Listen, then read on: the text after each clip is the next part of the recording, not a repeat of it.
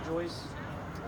Not only are we just keeping his memory alive, because I know he touched a lot of people here, and we're also want to highlight, our ongoing quest for justice. And with that, we have Mr. Derrick from the show Breaking Homicide on Discovery ID, and he's the reason for this press conference today. I know we've done our justice marches in the past, but he has some very good things he wants to talk about following the show that aired on June 17th. And with that, again, thank you everybody for coming here. It's just not about Codi's case. It's a disgrace of what has happened with the justice system, and it's for families all across America that have been bowled over by the justice system. Allegheny County, Pennsylvania, Ohio, whatever. Our justice system is broken, very broken. And Codi's case is time for a change. Codi's case is a prime example of a broken justice system. So without further ado, I'm going to hand over the mic to Derrick, and he's got a lot to say. Thanks. Can you guys hear me okay without the mic, or? Yeah. We want to hear it good. Okay, let's do that. You guys think I'd be on TV? I'd be used to this. I'm not. Did you shut it off? No, you might have to talk right up to it. Right on it. Right on it. There you go. Now it's a party. Yeah. Okay. Thank you. I'm back again. Yeah. Back again. Thank you. Short little story. Should I tell my traveling adventure You today? should. Yeah, you should. So I flew in this morning, and I got to DC, and when I landed, they decided to tell me they canceled my flight to Pittsburgh, so I wasn't going to be able to make it today. So John's like, oh, all right, well, whatever. I said, apparently you don't know me too well. So I rented a rental car and drove 5 hours. So you made it. Barely. I'm not going to cover too much of what happened the night of the incident, because frankly, you guys know it just as well as I do, if not better for some of you. Some of you lived it, some of you experienced it. So I don't want to sit here and rehash that. What I really want to talk about is what happened after the show, because those are the things you don't know about yet. And frankly, I've been keeping it from you because I've been trying to work with the Allegheny County Police Department, and for the integrity of the investigation, I haven't shared anything, because ultimately we want justice, right? It's not about the show, it's not about television, it's not about these cameras, it's about getting justice for Codi and having this judicial system work for you guys the way it's supposed to.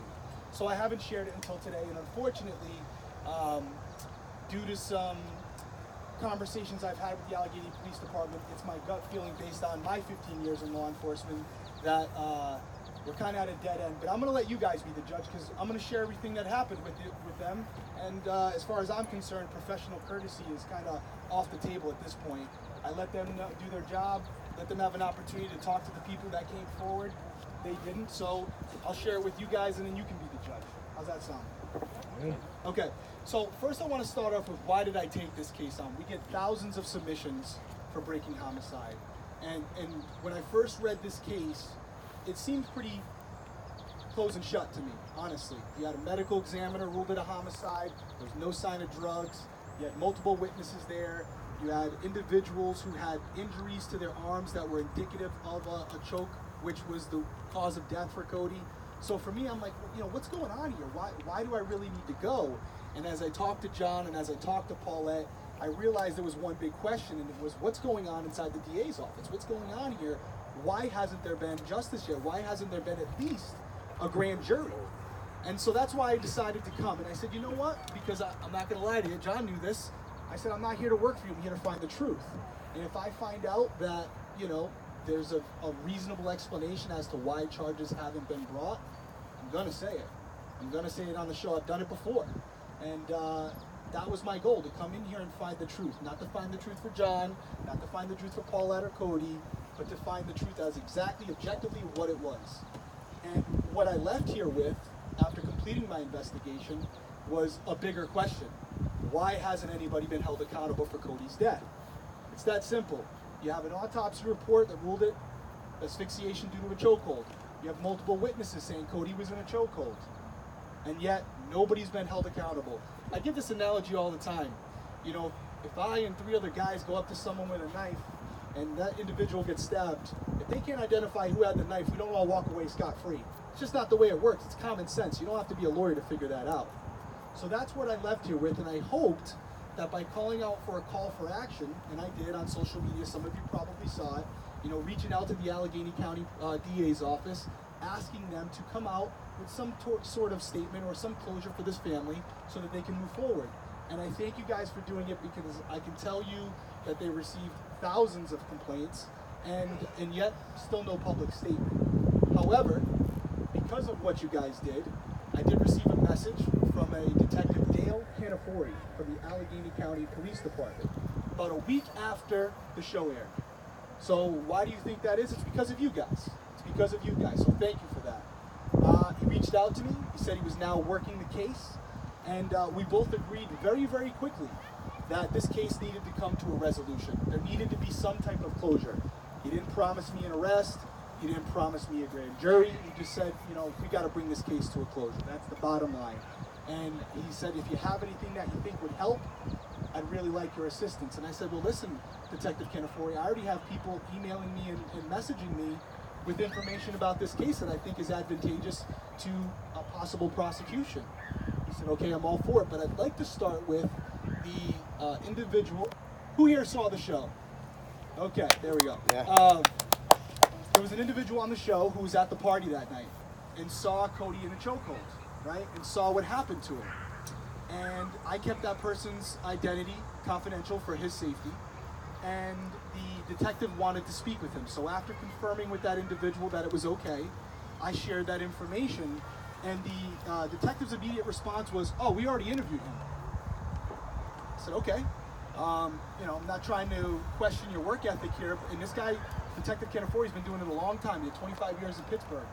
I said, not to question your rationale here, but in my experience, we do have cases as a detective where a victim or a witness will come forward at a later date with more information. Maybe it was because they were scared at first, maybe because they didn't have time to remember, maybe it was because they were scared of possible retaliation by the people involved. There's a million reasons why someone wouldn't give everything to the police that very night when it happened. It's called a supplemental report. There's actually a name for it. We do it all the time. He said, all right, I'll call him by the end of the week. Okay, no problem. I'll keep this confidential. I won't put it out to anybody in the public. Week goes by, no call. 2 weeks go by, no call. So finally I called the detective back and I said, what's going on? Are you going to call him? He said, yeah, I'll call him. Finally, after some phone tag, they get in touch. And the reason I know this is because the confidential informant called me and said, hey, Derrick, he basically got me on the phone and said, you already gave a statement, there's nothing I can do with you, but thanks. And I said, okay, that's interesting. So if you watch the show, then you know how I am. I'm not going to let that go. So I call him back, the detective back, and I said, hey, Detective Canafori, what happened? And to his defense, he said, well, I told you, I think a defense attorney would rip him off. Now, I didn't say this to him, but last time I checked, our job isn't to play prosecution and defense attorney. It's to gather the information, collect it, and pass it along to the lawyers that make that decision, not the detective. However, I said, okay, so you're really interested in people who haven't been spoken to yet. That's what you're really interested in? I said, okay, well, I have a couple people who are character witnesses who can attest to the people involved with this case, the persons of interest, some of the individuals that were there that night.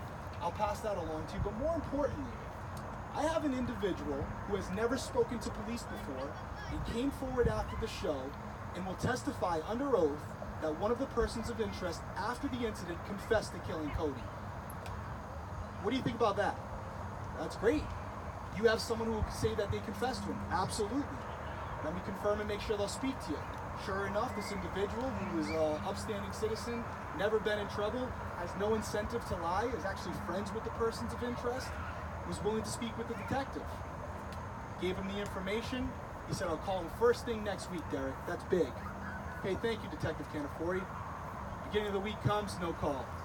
End of the week comes, no call. Following week, no call. So finally I called the CI again. Did he call you yet? No, he hasn't. So I called Detective Canafori back again. Hey, why haven't you called him? Oh, I've been busy. You mean to tell me you have an individual who will tell you that one of your main persons of interest for a case you have not closed yet, that you've ruled an open homicide investigation, is willing to speak and speak under oath that one of your persons of interest confessed to killing Codi, and also confessed to covering it up with another one of the persons of interest. It's never been spoken to police before, guys. Never. Yeah, I'll get around to him. Wow. Guys, as I sit here with you today, he still has not called this individual. Wow. Not going to. Why? I gotta tell you, I'm not into sensationalism. I was a police officer since I was 20 years old. I can tell you right now firsthand that I've never had a situation where we've had an open homicide investigation and someone wants to speak to me about possibly implicating someone in a murder, and I don't call them for a month. I'd probably lose my job, to be honest with you. Absolutely. I'd probably lose my job. And listen, I don't take any pride in calling out cops, because I'll be the first to tell you guys, some of you may agree with it, some of you may not. I'm pro law enforcement. I believe most cops are trying to do the right thing. But when guys aren't doing their job, whatever their motive is, you got to call it out. Especially in our society today, where there's a lack of trust within law enforcement and our judicial system. That's why I'm doing this. My cameras for my show are not here today. I came up here on my own dime because it's the right thing to do. So that's why I'm here. There's no other incentive behind this, behind getting to the bottom of this, getting to the truth. And there's one more thing I want to share with you guys, because it was kind of the nail in the coffin why I came here today. Because after that last conversation I had with Detective Canafori, I asked him, well, let me ask you something, Dale, before you call the CI, because, spoiler alert, I knew he wasn't going to call him. What's going to happen if he does, in fact, tell you that this individual confessed to killing Codi? He said, well, I got to be honest with you, it's not up to me. All I do is gather the information, and then the Allegheny County DA's office will decide whether or not charges are brought forward. I said, that's interesting, because you told me at the beginning that you were going to work with them collectively, make your recommendations, and we're going to see where this went. And now you're telling me it's 100% on the Allegheny County DA's office. He goes, yep. Kevin Trinosky is the guy you want to speak with. He's the guy that spoke with you guys before. He's the one in charge of this investigation. And frankly, just so you know, this is where I knew that he had spoken to Kevin Trinosky. Mr. Trinosky had attempted to set up a meeting with Paulette and John on a previous occasion, and they didn't show up. Well, unfortunately for him, I already had that story from John, so I knew the truth. And I said, yeah, you're partially right. What happened was they wanted to meet with John and Paulette, and then John and Paulette smartly asked for a lawyer to be present. Why wouldn't you, right? And they said, well, who's the lawyer? We're not going to say the name of the lawyer right now, but they said, oh no, he can't come, and if he comes, the meeting's off. So John and Paulette did not show up. However, correct me if I'm wrong, you did show up at a later date and had your meeting. It was rescheduled. It was rescheduled, so it doesn't make sense. They showed up, they did their part, and yet nothing still has come out about this case. So why am I bringing that up? Well, as I just said, Detective Canafori said that the Allegheny County DA's office was responsible for this case. Well, we have some good fans at Breaking Homicide, and some of them are friends with investigators inside the Allegheny County DA's office. Investigators who are currently working there as investigators who consult with the lawyers because they're former homicide detectives themselves.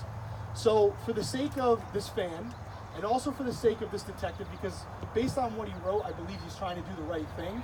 I'm not going to say his name, but I can tell you it came from his government Allegheny County DA.US email. And I'm going to read you some of his responses after the show aired. This was on June 18th at 1:47 p.m. Okay, this is from an investigator who currently works for the Allegheny County DA's office when they have homicides like this come in, and he consults on it. This is what they do, okay? His response, not mine. I didn't see the program last night, but it's all I've heard about this morning. Thank you, guys. That's because of you guys. Okay, so obviously they're talking about inside the business. All right. I understand that many people are blaming the DA's office for a possible cover-up.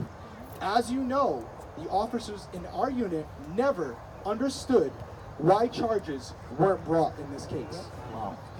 I hope this moves someone to do the right thing. There's still good and honest cops here, and with total integrity. That's email number 1. Here's another one. The detectives here at the DA's office are totally removed and not associated at all with the Allegheny County police detectives. Like I said, the unit here can't believe what happened from the very beginning, but we were never involved. These are actual cops inside their own offices saying this. He doesn't know I'm going to be reading it in front of all you guys and this news crew here, but we're doing it now. Again, this is his words. I hope this forces a grand jury, and maybe this can be settled once and for all. Sir, I couldn't agree with you more. Absolutely.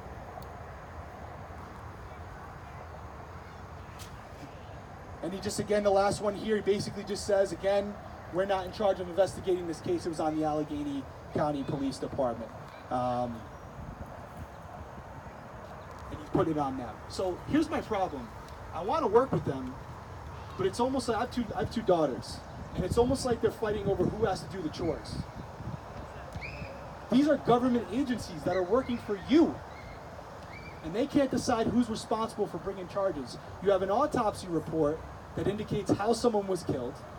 You have bite marks on one of the persons of interest that indicates the chokehold was in fact administered. You have a confession and a text message from one of the individuals.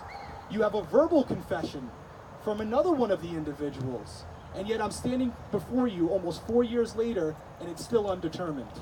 Unreal. It's not right. Why is there a cover-up? Who do you think they're covering up for? I'm not going to go to say there's a cover-up because I don't believe in conjecture and speculation. But I can tell you that as a police officer, I cannot answer you why nothing has been done. I've consulted with lawyers from this area. There was lawyers on the show. And I don't understand that if this was a case of self-defense per se, that should have been said 3 years ago. As of today, this is an open homicide investigation. They have all the facts. They've interviewed all the people, except the ones that I brought forward. If they haven't ruled it self-defense yet, they're not going to. But that's why I'm here today, because I'm asking for your help again, okay? We got to raise the stakes. We got to raise up the heat.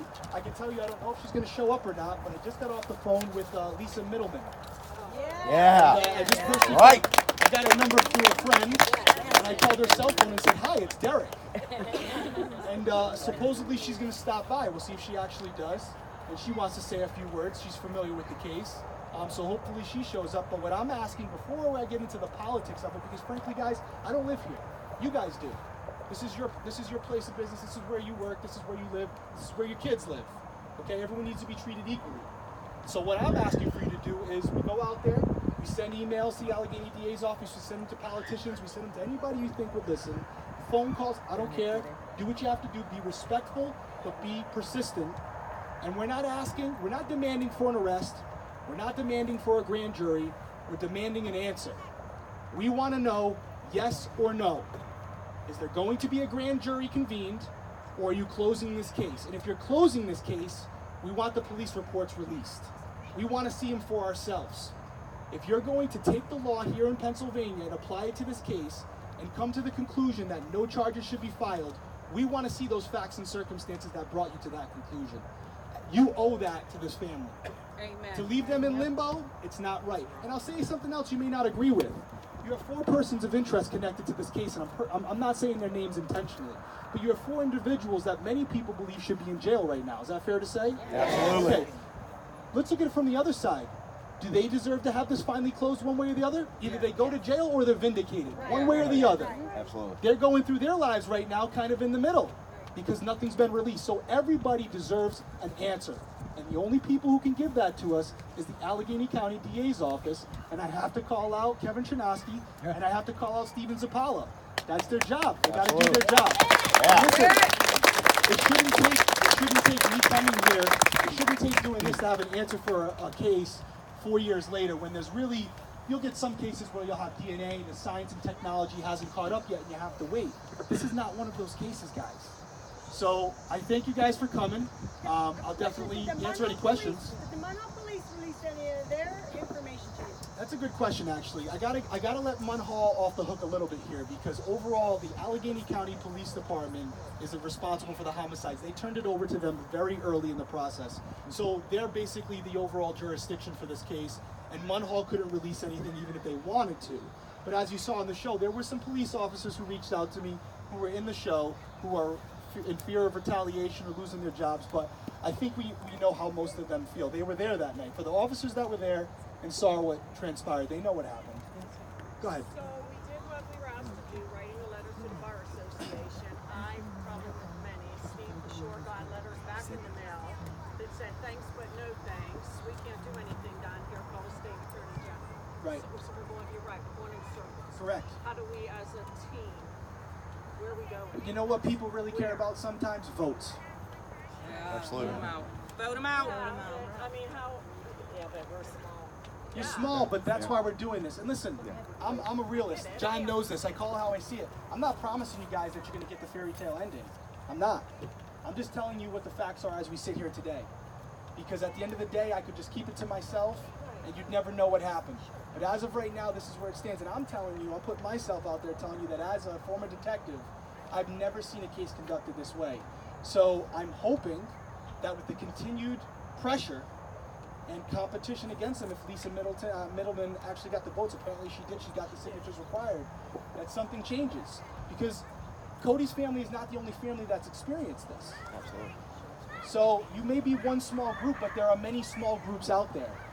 And there's two options. You can try and leave it all on the field and say, hey, whatever happens, it wasn't for lack of effort, or you could do nothing.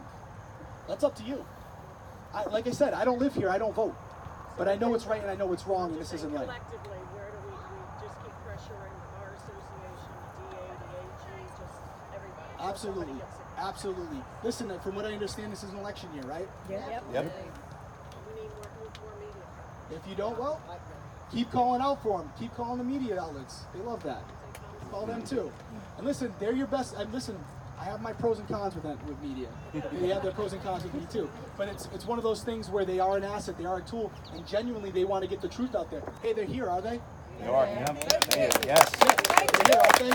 So again, you don't want to focus on the negatives. Only raised this way my whole life. Focus on what you can control. And what you can control is your voice and your words. And your Don't vote. give up. And your And your vote. vote. Don't give up. And again, I hate the politics of it. Like I said, I'm not here, and I don't know her from a hole in the wall. All I know is what's working right now with what the current administration is. It's not working appropriately, and it's not. People aren't being held accountable. And so I really can't tell you exactly why that is to answer your question, but I can tell you that this goes higher than just a couple people, in my opinion. When I first spoke to the detective, as I said, he was very optimistic about this. And then after he spoke with certain individuals, his story completely changed. And if there's one thing I know, it's people.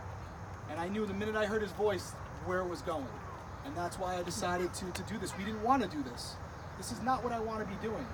It comes off as, you're trying to sit in front of me. It's not what I want to be doing. I'd rather be down here for a press conference because they convened a grand jury, personally. But unfortunately, you got to do what's right. And if it's my own brothers and sisters that may be involved, then so be it. But I have a feeling there's people above them that are ultimately making the decisions. And that's the people we got to get to, because a lot of them are in elected positions. They're not guaranteed their jobs. Should we try You and decide. get hold of the senators, like our local senators? I would contact everyone. What is it? What do you have to lose? What do you have to lose? Contact everyone. Right now we're streaming this. There's probably a couple 100,000 people watching this. So you say you're a small group, but I have 500,000 people that follow me. So a few of them might have a call or email to make. Trust me, it wasn't just you guys who made the emails and calls the first time. It was a lot of the people who watched the show. We had over 1 million people watch the show. So you just got to keep fighting. I wanted to share it with you because at minimum, regardless of what happens, you deserve to know. This was a national television show, and not one statement was made by the Allegheny County DA's office in regards to this case. To me, it's just a lack of disrespect. It's a lack of respect for this family. Why not even call them on? They don't have to release anything publicly. Call them on the side and say, hey, this is where we're at. We're still working it. Don't worry. Nothing. To me, that's not right. And if it was my kid, I wouldn't let it go. It'd be a sad day for them because I'd be there every day, personally. And that's why John's doing what he's doing. That's why Steve's doing what he's doing. And if Paulette was here, she'd be doing it as well. I made a promise to her beforehand, before she passed away, unfortunately. We were texting back and forth. We were very optimistic about the way this was going to go. And I promised her that. I couldn't promise her there was going to be a arrest, but I promised her I would never give up. I implore you to do the same thing because I'm not going to stop. So I hope that you do the same. I thank you guys for coming out. I know that Steve might want to speak. I'm hoping Lisa shows up. She's the real person we want to push because she's someone who can make a difference. But I do appreciate you guys coming. I wish I had better news, but unfortunately this is the reality, right? If you want change, it starts with us. So thank you for listening, and I'll turn it over to... Thank you.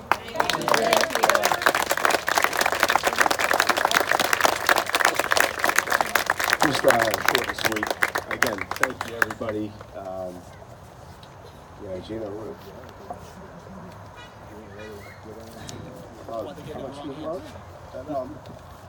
just get out there and vote. And everybody that you know, get out there and vote. Just everyone, no matter what you are, get out there and vote for Lisa Miller. Let's do it, people. Love you all. Thank you so much.